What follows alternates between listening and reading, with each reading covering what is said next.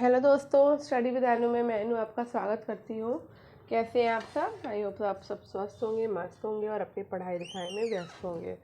तो चलिए कर लेते हैं आज की अपनी क्लास। तो आज हम करने वाले हैं टॉपिक महात्मा गांधी और राष्ट्रीय आंदोलन से, जिसमें सविनय अवज्ञा आंदोलन और उससे आगे के क्वेश्चन होंगे।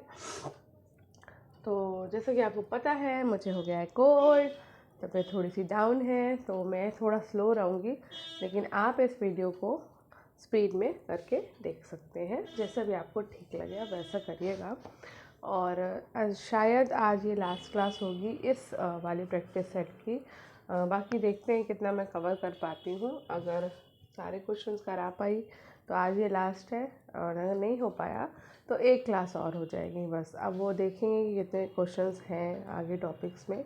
तो 3 ही टॉपिक हैं, ये आपका ये पहला टॉपिक ये है और 2 टॉपिक और बचे हैं। तो बस 3 टॉपिक हमारे हैं। तो अगर तीनों आज ख़त्म हो जाएंगे तो आज लास्ट है, नहीं तो फिर कल लास्ट होगी आपकी क्लास, ठीक है। इसके बाद आपका प्रैक्टिस सेट चलता रहेगा। इस बुक का प्रैक्टिस का लास्ट क्लास होगा, लेकिन इसके बाद मैं आपको दूसरी बुक कराने लग जाऊँगी। तो ये मत सोचिएगा कि प्रैक्टिस सेट मैं ख़त्म करा दूँगी। प्रैक्टिस सेट कोई भी ख़त्म नहीं होगा, कुछ ना कुछ आपका चलता ही रहेगा, चाहे वन लाइनर फॉर्म में चले, चाहे ऐसे क्वेश्चन आंसर्स राउंड में चलेगा ज़रूर, ठीक है। तो चलिए शुरू करते हैं, टाइम वेस्ट नहीं करते हैं। और स्टार्ट करने से पहले अगर आप मेरे चैनल यानी स्टडी विद अनु में नए हैं तो स्टडी विद अनु को सब्सक्राइब कर लीजिए और बेल आइकन को प्रेस कर लीजिए, ठीक है। तो स्टार्ट करें आज की अपनी क्लास। तो महात्मा गांधी और राष्ट्रीय आंदोलन, सविनय अवज्ञा और उसके आगे। तो स्वयं की उद्घोषणा करना एक नेता गांधी जी का दक्षिण अफ्रीका प्रवास से जो है ना क्वेश्चन है। तो पहला क्वेश्चन है, डरबन दक्षिण अफ्रीका के 1895 के नटाल कांग्रेस के संस्थापकों में से किसी एक की पहचान करें। तो ये है M.K. गांधी। महात्मा गांधी वर्ष 1893 में दादा अब्दुल्ला की कानूनी समस्याओं को सुलझाने के लिए डरबन यानी कि दक्षिण अफ्रीका गए थे। दक्षिण अफ्रीका के डरबन में 1895 में महात्मा गांधी ने नटाल इंडियन कांग्रेस की स्थापना करी और इंडियन ओपिनियन नामक अखबार निकालना प्रारंभ किया। दक्षिण अफ्रीका में गांधी जी ने फिनिक्स नामक एक फार्म की स्थापना की थी। महात्मा गांधी के दक्षिण अफ्रीकी फार्म का फिनिक्स नामकरण गोपाल कृष्ण गोखले के द्वारा किया गया था। गोपाल कृष्ण गोखले महात्मा गांधी के राजनीतिक गुरु थे और उन्होंने ही महात्मा गांधी को शुरू में भारत में 1 वर्ष घूमकर यहाँ के राजनीतिक हालात को समझने की सलाह दी थी। गोखले ने पहली बार 1889 के इलाहाबाद कांग्रेस अधिवेशन के मंच से राजनीति में भाग लिया था। नेक्स्ट है क्वेश्चन, महात्मा गांधी किस वर्ष में दादा अब्दुल्ला की कानूनी समस्याओं को सुलझाने डरबन पहुंचे थे? तो ये पहुंचे थे 1893 में। नेक्स्ट है, M.K. गांधी के दक्षिण अफ्रीकी फार्म फोनिक्स नामकरण किनके द्वारा किया गया है? तो ये गोपाल कृष्ण गोखले के द्वारा किया गया है, अभी हमने पढ़ा। गांधी जी को 1 वर्ष तक ब्रिटिश भारत की यात्रा करने की सलाह किसने दी थी? तो गोपाल कृष्ण गोखले ने दी थी। नेक्स्ट है खिलाफत और असहयोग आंदोलन से। तो किस घटना ने खिलाफत आंदोलन के लिए उत्प्रेरक का काम किया? तो ये हुआ था आपका उपयुक्त में से कोई नहीं, बंगाल का विभाजन, वर्साई संधि नहीं। तो प्रथम विश्व युद्ध के बाद ब्रिटेन और तुर्की के मध्य होने वाली सेवर्स की संधि से तुर्की के सुल्तान के सारे अधिकार छीन गए और भारतीय मुसलमान इससे बहुत क्षुब्ध हुए। ऐसे मौक़ों को हिंदू मुस्लिम एकता के लिए उपयुक्त समझा गया। महात्मा गांधी ने मुसलमानों के साथ सहानुभूति व्यक्त की और 23 नवंबर 1919 ईस्वी को दिल्ली में अखिल भारतीय खिलाफत कमेटी का अधिवेशन हुआ और गांधी जी को अध्यक्ष चुना गया। दिए गए विकल्पों से बंगाल का विभाजन 1905 में, वर्साई की संधि 1919 में और जलियांवाला बाग हत्याकांड 1919 में घटित हुई थी। इन घटनाओं ने खिलाफत आंदोलन के लिए उत्प्रेरक का काम नहीं किया। इसके अतिरिक्त गांधी जी ने कांग्रेस को एक व्यापक कार्यक्रम प्रदान किया। तो व्यापक कार्यक्रम उपयुक्त में से एक से अधिक है। रचनात्मक कार्य, वर्गहीन भारतीय समाज और स्वच्छता।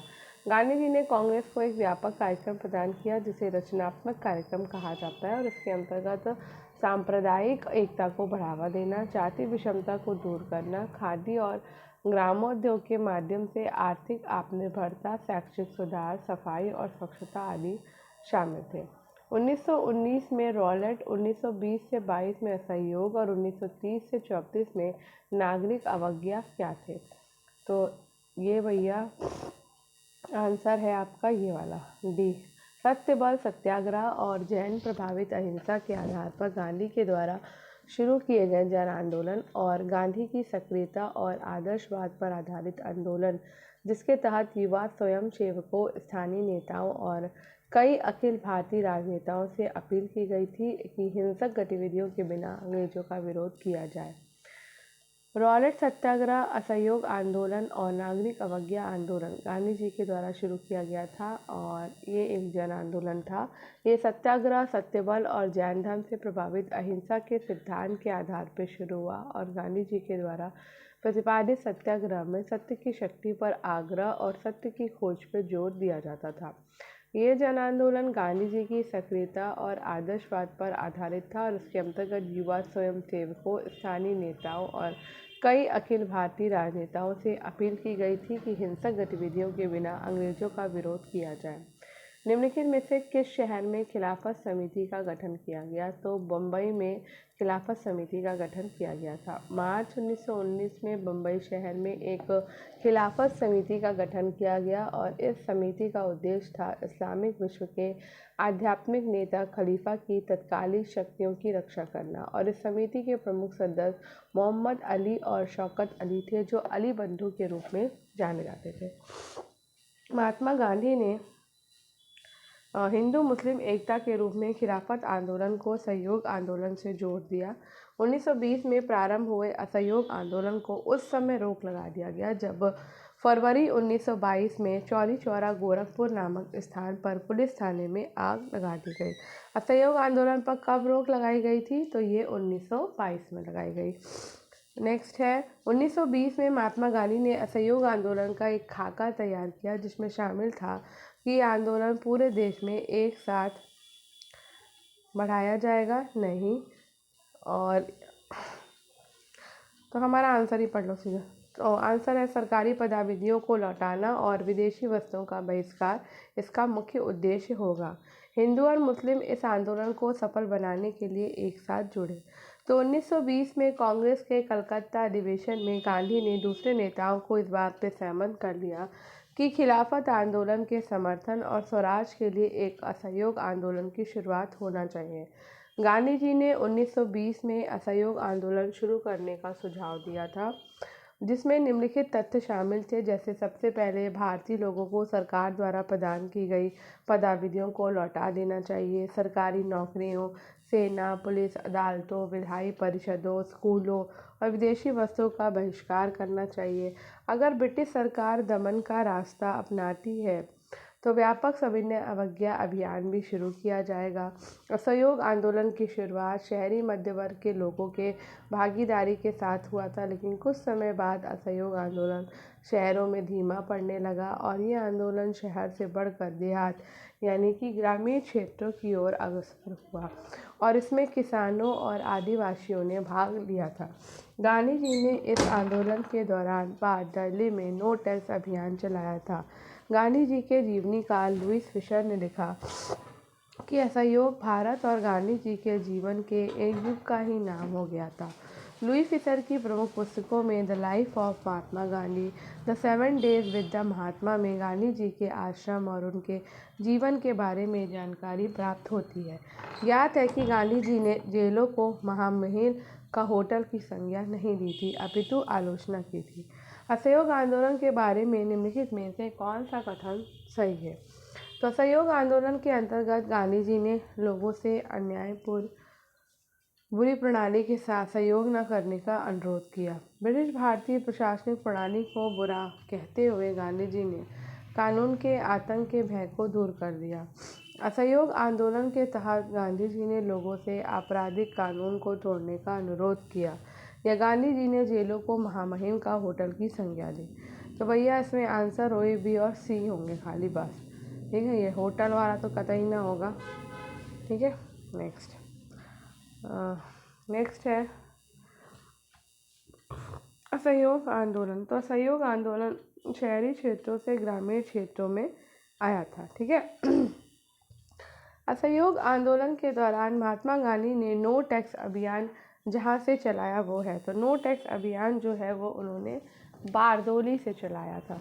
नेक्स्ट, निम्नलिखित में से गांधी के किस जीवनी लेखक ने लिखा कि असहयोग भारत और गांधी जी के जीवन के एक युग का ही नाम हो गया है? तो ये भैया लुई फिशर थे जिन्होंने ये चीज़ लिखी थी। ठीक है, चौरी चौरा की घटना कब हुई? तो चौरी चौरा की घटना जो है वो 4 फरवरी 1922 को हुई थी।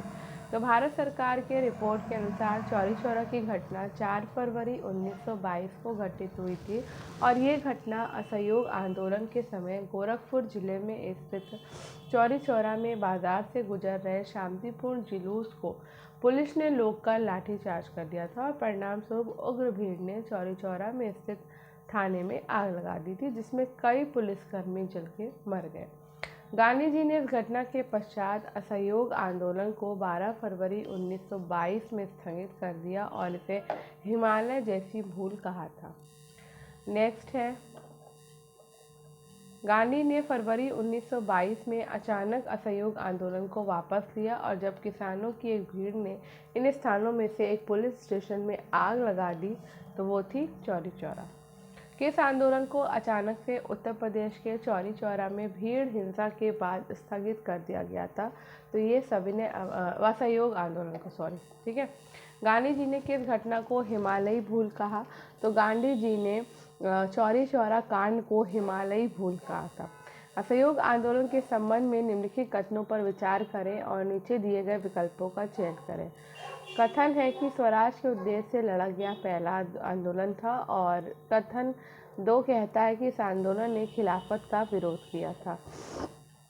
तो भैया असहयोग आंदोलन जो है वो स्वराज के उद्देश्य से लड़ा गया पहला आंदोलन था और गांधी ने अपनी प्रसिद्ध पुस्तक हिंद स्वराज जो कि उन्होंने 1909 में लिखी थी, कहा था कि भारत में ब्रिटिश शासन भारतीयों के सहयोग से ही स्थापित हुआ था और ये शासन इसी सहयोग के कारण चल पा रहा है। अगर भारत के लोग अपना सहयोग वापस ले लें तो साल भर के भीतर ब्रिटिश शासन ढह जाएगा और स्वराज की स्थापना हो जाएगी। असहयोग आंदोलन ने खिलाफत आंदोलन का समर्थन किया। गांधी जी ने इसे हिंदू मुस्लिम एकता के स्वर्णिम अवसर के रूप में देखा। 1920 में गांधी जी शौकत अली के साथ जन समर्थन जुटाने के लिए देश भर में घूमे। असहयोग आंदोलन के दौरान लोगों को सरकारी पदवियां लौटाने को कहा गया और सरकारी नौकरियों, सेना, पुलिस, अदालतों, विधायी परिषदों, स्कूलों और विदेशी वस्तुओं का बहिष्कार किया गया, अर्थात पूरी तरह से ब्रिटिश सरकार का असहयोग करना था। गांधी जी ने किस कारण पूरे देश को खादी में बांधना चुना? तो खादी में बांधना चुना था ये वर्गों के बीच अंतर मिटाने का एक माध्यम और ये धर्मों के बीच अंतर को मिटाने का एक साधन होगा। तो गांधी जी ने फरवरी 1924 में जेल से रिहा होने के बाद अपना ध्यान घर के बुने कपड़े खादी को बढ़ावा देने में लगाया और उनका विचार था कि खादी के माध्यम से सभी वर्गों एवं सभी धर्मों के बीच अंतर को मिटाया जा सकता है।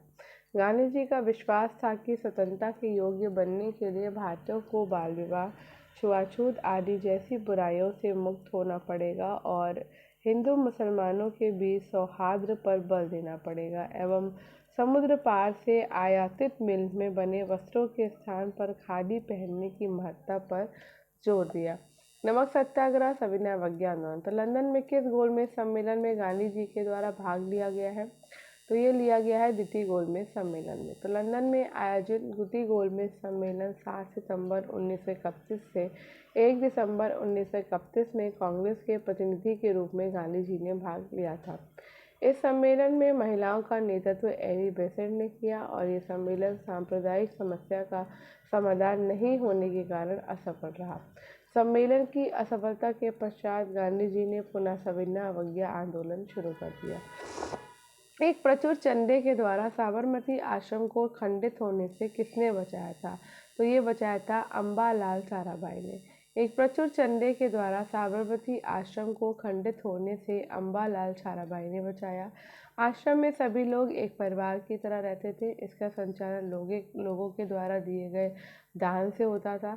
गांधी जी ने अमृत लाला ठक्कर की सिफारिश पर एक हरिजन परिवार के दुधा भाई, उनकी पत्नी और पुत्री लक्ष्मी को आश्रम में रहने के लिए बुला लिया, जिससे नाराज होकर गांधी जी की बहन रलियात बेन आश्रम छोड़ के चली गई। उनके जाने के बाद लोगों ने चंदा देना बंद कर दिया, किंतु कुछ दिनों बाद अम्बालाल साराभाई ने 13,000 रुपये का दान देकर आश्रम को बचाया था।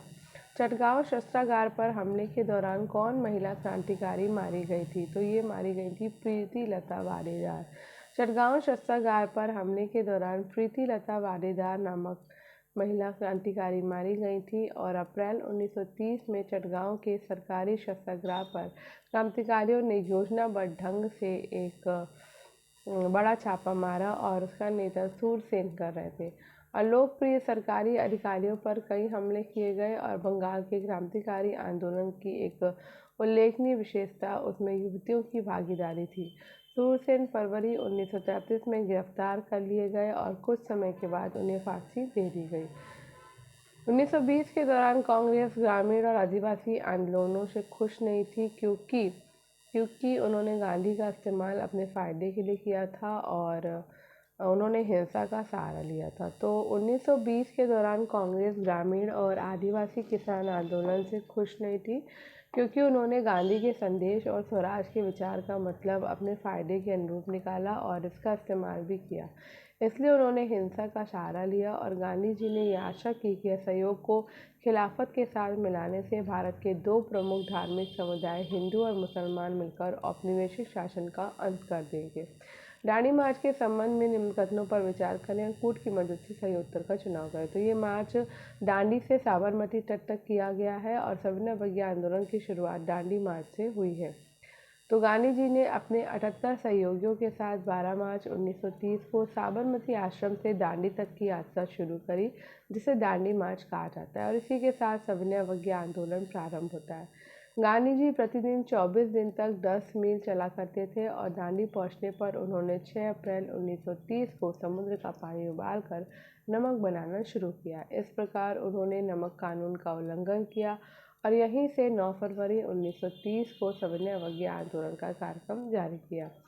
ठीक है, तो गांधी जी ने 11 सूत्री मांगों को लेकर 31 जनवरी 1930 को वायसराय को एक पत्र लिखा था और सरकार को चेतावनी दी कि यदि उनकी मांगों को 11 मार्च तक नहीं स्वीकार किया गया तो ये सविनय अवज्ञा आंदोलन प्रारंभ कर देंगे। नेक्स्ट है 1930 का नमक सत्याग्रह किस आंदोलन का अंग था? तो ये सविनय अवज्ञा आंदोलन का अंग था। 1930 का नमक सत्याग्रह सविनय अवज्ञा आंदोलन का अंग था। दांडी मार्च को नमक सत्याग्रह के नाम से जाना जाता है और गांधी जी के 11 सूत्री मांग का ब्रिटिश सरकार के द्वारा समर्थन न मिलने के कारण गांधी जी ने 12 मार्च 1930 को साबरमती आश्रम से अपने 78 सहयोगियों के साथ दांडी के लिए पद यात्रा शुरू करी। 24 दिन के उपरांत 240 किलोमीटर की यात्रा के बाद वो दांडी पहुंचे और 6 अप्रैल 1930 को उन्होंने दांडी समुद्र तट पर एक मुट्ठी नमक उठाकर नमक कानून का उल्लंघन किया और इसके साथ ही सविनय अवज्ञा आंदोलन की शुरुआत हो जाती है। ब्रिटिश पत्रकार मिस्टर बेल्सफोर्ड ने दांडी मार्च को क्रांति के किंडरगार्टन चरण के रूप में वर्णित किया था और इस आंदोलन में महिलाओं ने मुख्य भूमिका निभाई थी। नमक सत्याग्रह के प्रारंभ में महात्मा गांधी महिलाओं को शामिल नहीं करना चाहते थे, किंतु सरोजनी नायडू के कहने पर उन्होंने महिलाओं को आंदोलन में शामिल होने की अनुमति दे दी। दुर्गाबाई देशमुख आंध्र प्रदेश जैसी महिलाओं ने नमक कानून तोड़ने वाले लोगों को मद्रास के मरीना बीच तक सुरक्षित पहुंचाया था और बाद में उन्हें अर्काट में गिरफ्तार करके जेल भेज दिया गया। इसी प्रकार सविनय अवज्ञा आंदोलन के दौरान सरोजनी नायडू ने मणिलाल तथा इमाम साहब के साथ मिलकर 25,000 स्वयंसेवकों को एकत्रित किया और धरसाड़ा स्थित ब्रिटिश कारखाने पर धरना देने लगी। ब्रिटिश सरकार ने धरसाड़ा धरने को कठोरतापूर्वक कुचल दिया और इस घटना का विवरण अमेरिकी यूनाइटेड प्रेस के पत्रकार वेब मिलर ने दिया। सविनय आंदोलन के दौरान 90,000 से अधिक व्यक्ति जेल चले गए और 5 मार्च 1931 को गांधी इरविन समझौता और द्वितीय गोलमेज 1932 की असफलता के पश्चात 7 अप्रैल 1934 को सविनय आंदोलन अंतिम रूप से स्थगित कर दिया गया। अपने प्रसिद्ध दांडी मार्च के साथ गांधी जी ने कब सविनय आंदोलन शुरू किया? तो ये 12 मार्च 1930 को। 1931 के सविनय आंदोलन के दौरान कितनी संख्या में लोग जेल गए? तो 90,000 लोग जेल गए। नमक सत्याग्रह में महिलाओं को भाग लेने की इजाज़त देने के लिए गांधी जी को किसने राजी किया था? हालांकि गांधी जी ने अपने महिलाओं के भाग लेने का विरोध किया था, तो वो है सरोजनी नायडू। अंग्रेजी पत्रकारों में से किसने दांडी मार्च को क्रांति के किंडरगार्टन चरण के रूप में वर्णित किया है? तो ये वर्णित किया है मिस्टर बेल्सफोर्ड ने। धरसाड़ा नामक धरने का निम्नलिखित में से किस यूनाइटेड प्रेस के संवाददाता के बृहद विवरण प्रदान किया गया? तो वेब मिलर। किसने नमक का कानून तोड़ने के समूह को मद्रास के मरीना बीच तक पहुंचाया? दुर्गाबाई देशमुख ने। सविनय आंदोलन किस वर्ष वापस ले लिया गया? 7 अप्रैल 1934 को। तो गांधी जी ने द्वितीय गोलमेज सम्मेलन में भाग लिया। गांधी इरविन पैक्ट 5 मार्च 1931 को किया गया। तो ये है तेज बहादुर स्प्रू और एम.आर. जयकर जैसे उदारवादी नेताओं के प्रयास से और भारतीय व्यापारियों के हितों के दबाव के कारण गांधी जी वायसराय इरविन से समझौता करने के लिए तैयार हो गए और उनके बीच 5 मार्च 1931 को समझौता हुआ, जिसे गांधी इरविन पैक्ट कहा गया। इसकी निम्नलिखित शर्तें इस प्रकार हैं। कांग्रेस और उसके कार्यकर्ता की जब्त की गई संपत्ति को वापस किया जाए, सभी अध्यादेशों और अपूर्ण अभियोगों के मामले वापस लेना, हिंसात्मक कार्यों में लिप्त अभियुक्तों के अतिरिक्त सभी राजनीतिक कैदियों से मुक्त किया जाए, अफीम, शराब, विदेशी वस्त्रों की दुकानों पर शांतिपूर्ण तरीके से धरने देने की अनुमति दी जाए, समुद्री तटीय वासियों को नमक कानून बनाने की अनुमति दी जाए। गांधी जी ने कांग्रेस की तरफ से निम्न शर्तों को स्वीकार किया। सविनय आंदोलन स्थगित किया जाएगा। दूसरा गोलमेज सम्मेलन में कांग्रेस के प्रतिनिधि भाग लेंगे और गांधी जी ने इस सम्मेलन में कांग्रेस के प्रतिनिधि के रूप में भाग लिया। पुलिस की जातियों के खिलाफ निष्पक्ष न्यायिक जांच की मांग वापस ले ली जाएगी। नमक कानून उन्मूलन की मांग और बहिष्कार की मांग को वापस ले लिया जाएगा। जवाहरलाल नेहरू और सुभाष चंद्र बोस ने समझौते की आलोचना करते हुए कहा कि गांधी जी ने पूर्ण स्वतंत्रता के लक्ष्य की अवहेलना की है। युवा कांग्रेसी इस बात से संतुष्ट थे कि गांधी जी ने भगत सिंह, सुखदेव और राजगुरु को फांसी से बचाने का प्रयास नहीं किया। कांग्रेस ने 1930 में आयोजित गोलमेज सम्मेलन का बहिष्कार किया था। गांधी जी इरविन करार पर हस्ताक्षर होने के बाद कांग्रेस ने सितंबर 1931 में आयोजित दूसरे गोलमेज सम्मेलन में भाग बिल्कुल लिया था। तो कांग्रेस ने 1930 में आयोजित प्रथम गोलमेज सम्मेलन का बहिष्कार किया था, क्योंकि उस समय भारत को कांग्रेस के नेतृत्व में सविनय आंदोलन चल रहा था। आगे चलकर 5 मार्च 1931 को गांधी इरविन समझौते पर हस्ताक्षर होने के बाद कांग्रेस ने सितंबर 1931 में आयोजित दूसरे गोलमेज सम्मेलन में भाग लिया। इस प्रकार कथन और कारण दोनों सही हैं, लेकिन व्याख्या सही नहीं हो रही है। ठीक है, तो नेक्स्ट है प्रथम गोलमेज सम्मेलन में इनमें से किसने हिंदू महासभा के सदस्य के तौर पे भाग लिया था? तो हिंदू महासभा के सदस्य थे जयकर और B.S. मुंजे। तो प्रथम गोलमेज सम्मेलन का आयोजन लंदन में 1930 में किया गया, जिसमें कांग्रेस ने भाग नहीं लिया और इस सम्मेलन में भीमराव अंबेडकर, दलित वर्ग के प्रतिनिधि, हिंदू महासभा की तरफ से डॉक्टर M.R. जयकर और B.S. मुंजे तथा देशी रियासतों के प्रतिनिधियों ने भाग लिया था। कांग्रेस की तरफ से दूसरे गोलमेज सम्मेलन 1931 में गांधी जी ने भाग लिया था। प्रथम गोलमेज सम्मेलन में किसने भाग नहीं लिया था? तो भाग देशी रियासतों ने के प्रतिनिधियों ने तो लिया था, भारतीय राष्ट्रीय कांग्रेस ने भाग नहीं लिया था। तो गांधी जी ने किस गोलमेज सम्मेलन में भाग लिया? तो गांधी जी ने दूसरे गोलमेज सम्मेलन में भाग लिया था। निम्नलिखित में से कौन से समानांतर थे परंतु वैकल्पिक आंदोलन की धाराएं नहीं थी? तो ये है आपका आंसर बी, यानी कि 1, 3 और 4। तो गदर आंदोलन, भारतीय राष्ट्रीय सेना और शाही भारतीय नौसेना विद्रोह। नेक्स्ट है गदर आंदोलन, भारतीय राष्ट्रीय सेना, शाही भारतीय नौसेना विद्रोह थे और ये समानांतर तो थे परंतु वैकल्पिक आंदोलन की धाराएं नहीं थी। इनमें से गदर आंदोलन और भारतीय राष्ट्रीय सेना का कार्यक्षेत्र भारत से बाहर था। गदर आंदोलन को लाला हरदयाल ने अमेरिका में संगठित किया था, जबकि भारतीय राष्ट्रीय सेना को सुभाष चंद्र बोस ने सिंगापुर में संगठित किया था। शाही नौसेना विद्रोह भारत में नाविकों के मांगों को लेकर उभरा विद्रोह था। ब्रिटिश नमक एकाधिपत्य के चौराहे अभिशापों में महात्मा गांधी ने निम्न में से किसको उल्लेखित नहीं किया था? तो लोगों को अधिक नमक प्रयोग के लिए मजबूर करना। तो यह एक सरल मूल्यवान ग्रामीण उद्योगों से लोगों को वंचित करती है और प्रकृति ने जो संपदा बहुतायत में दी उसका अनियंत्रित विनाश है। भूखे लोगों से 1000% से भी अधिक वसूल करना, ऐसा कभी सुना नहीं होगा। तो लोगों को अधिक नमक के प्रयोग के लिए मजबूर करना गांधी जी के नमक कानून तोड़ने के लिए उल्लेख नहीं किया था। बजट निर्वाचन। तो इनमें से कौन भारत में ब्रिटिश सरकार के द्वारा पेश किए गए 1919 के अधिनियम से जुड़ा है? तो ये जुड़ा है एडविन मॉन्टेग्यू, साइमन और चेम्सफोर्ड। तो भारत में ब्रिटिश सरकार के द्वारा पेश किए गए भारत शासन अधिनियम 1919 में भारत सचिव एडविन मॉन्टेग्यू और गवर्नर जनरल चेम्सफोर्ड का नाम जुड़ा है, जबकि आगे चलकर इस अधिनियम की प्रगति की समीक्षा के लिए आयोग का गठन 1927 में किया गया था, जिसकी अध्यक्षता जॉन साइमन को सौंपी गई और इस आयोग को साइमन आयोग के नाम से जाना जाता है। पृथक निर्वाचन पद्धति को किस अधिनियम के तहत पेश किया गया था? तो ये 1909 के अधिनियम के तहत पेश किया गया था। अरुंडले समिति की रिपोर्ट पर गठित भारत परिषद अधिनियम 1909 पार्लियामेंट सुधार में सर्वप्रथम मुसलमानों के लिए पृथक मताधिकार और पृथक निर्वाचन क्षेत्र की व्यवस्था की गई। इसके माध्यम से फूट डालो राज करो की नीति को सैद्धांतिक और व्यवहारिक दोनों रूपों में लागू किया गया।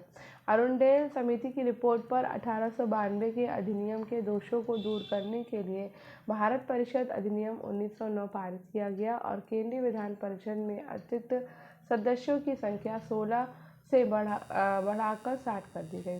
भारतीय विधान परिषद 1909 पार्लियामेंटो एक्ट में विधान परिषद की सीटों में कितनी वृद्धि हुई है? तो ये 60 की वृद्धि हुई थी। पूना पैक्ट के संबंध में निम्न कथनों पर विचार करिए।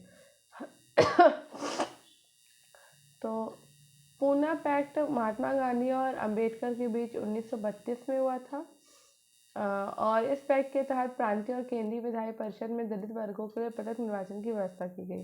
तो पहली बात 1930 में हुआ था, ठीक है। तो अंबेडकर ने 1930 में दलितों को दलित वर्ग एसोसिएशन में संगठित किया और दलितों के लिए पृथक निर्वाचन क्षेत्र की मांग और द्वितीय गोलमेज सम्मेलन में उनका गांधी जी से विवाद हो गया।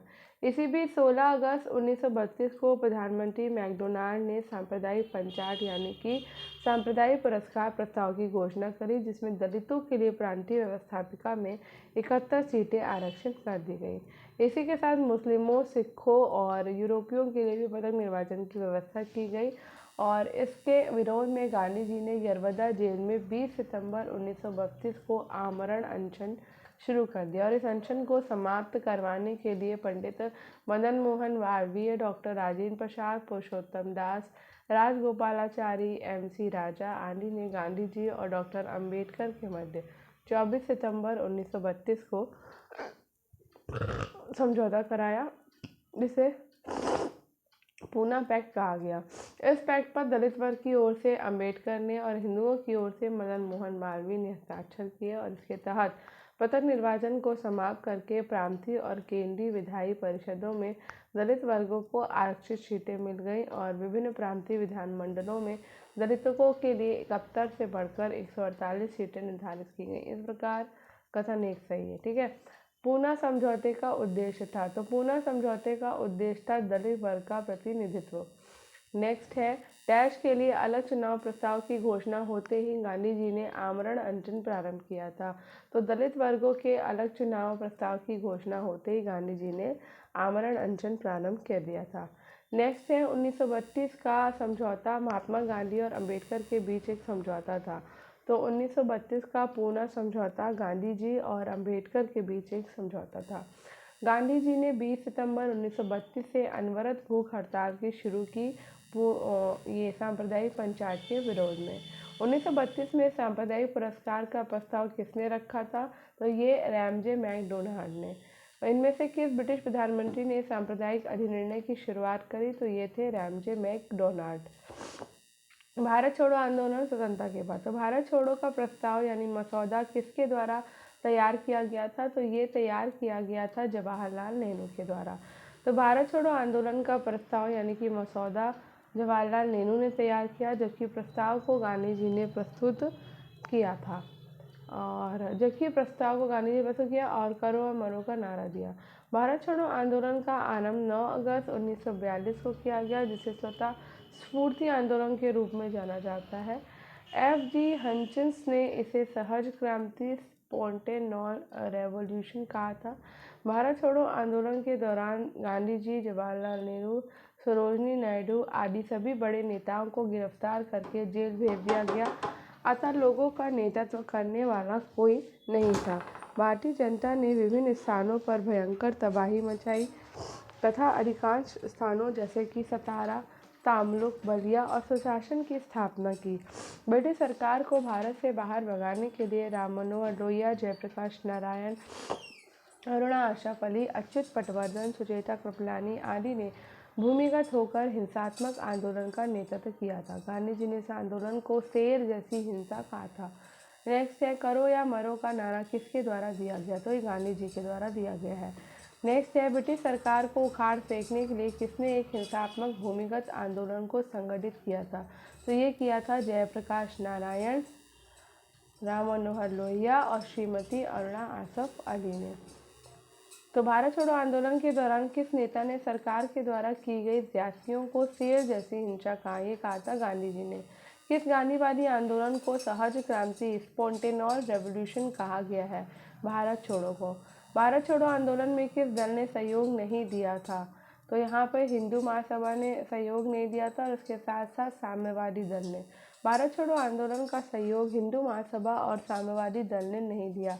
महासभा और मुस्लिम लीग की गठबंधन सरकार उस समय बंगाल में थी जब सोवियत संघ मित्र देशों के साथ द्वितीय विश्व युद्ध में शामिल था। इस कारण साम्यवादी दल भारत छोड़ो आंदोलनों से अपने को अलग कर लिया। गांधी जी को समझना, निजी लेखन, पत्र और पत्रिकाएं।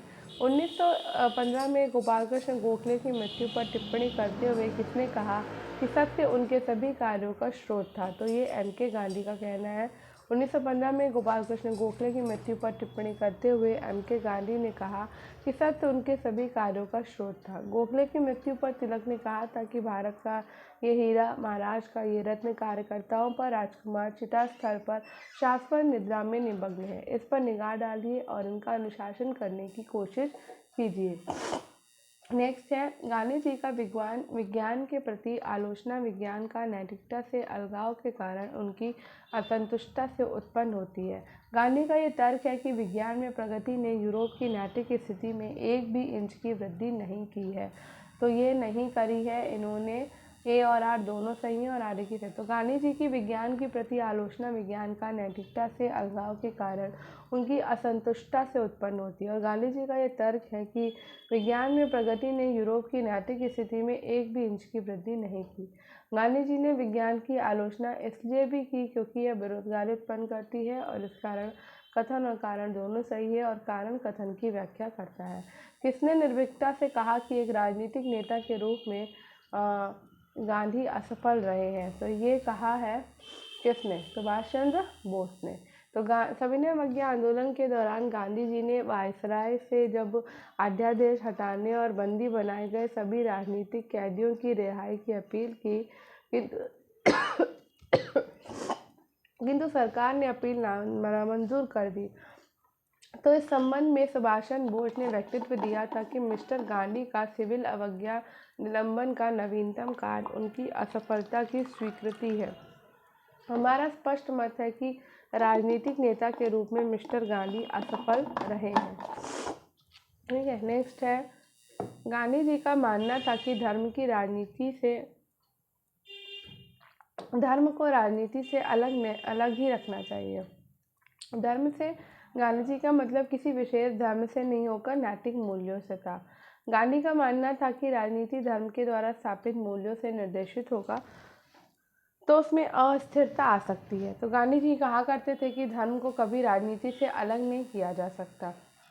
तो गांधी जी धर्म और राजनीति के पक्षधर थे। गांधी जी कहा करते थे कि धर्म को कभी भी राजनीति से अलग नहीं किया जा सकता। धर्म से उनका मतलब हिंदू या इस्लाम जैसे धर्म से न होकर नैतिक मूल्यों से था जो सभी धर्मों से जुड़े हैं।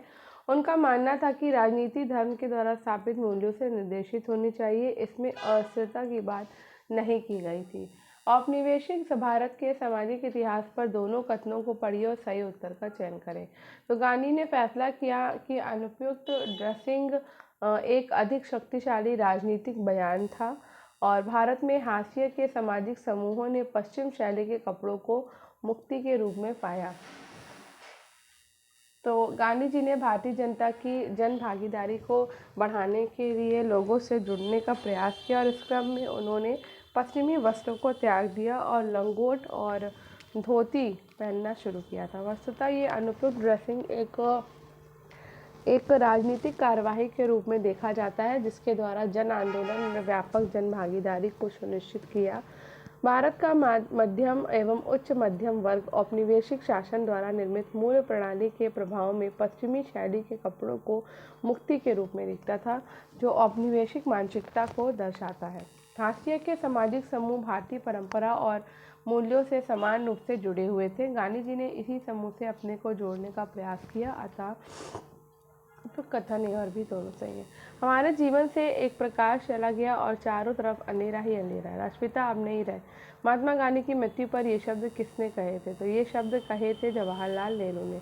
एक मराठी व्यक्ति नाथूराम गोडसे ने 30 जनवरी 1948 को पिस्तौल से गांधी जी की हत्या कर दी और गांधी जी की शव यात्रा में यमुना के किनारे लाखों लोगों ने भाग लिया था। पंडित जवाहरलाल नेहरू ने आकाशवाणी से भारत की जनता को संबोधित करते हुए कहा कि दोस्तों और कॉमरेड, हमारे जीवन से एक प्रकाश चला गया और चारों तरफ अंधेरा ही अंधेरा है। देश के राष्ट्रपति पिता अब नहीं रहे। पाकिस्तान रेडियो ने अपने प्रसारण में कहा कि उसे ये नहीं मालूम कि भारत को अधिक नुकसान हुआ है अथवा पाकिस्तान को। सुभाष चंद्र बोस ने भारत छोड़ो आंदोलन के दौरान गांधी जी को राष्ट्रपिता की उपाधि से संबोधित किया था। याद है कि गांधी जी के राजनीतिक गुरु गोपाल कृष्ण गोखले। महात्मा गांधी को राष्ट्रपिता की उपाधि किसने दी? तो सुभाष चंद्र बोस ने दी थी। महात्मा गांधी के राजनीतिक गुरु गोपाल कृष्ण गोखले थे। काल रेखा देख लेते हैं।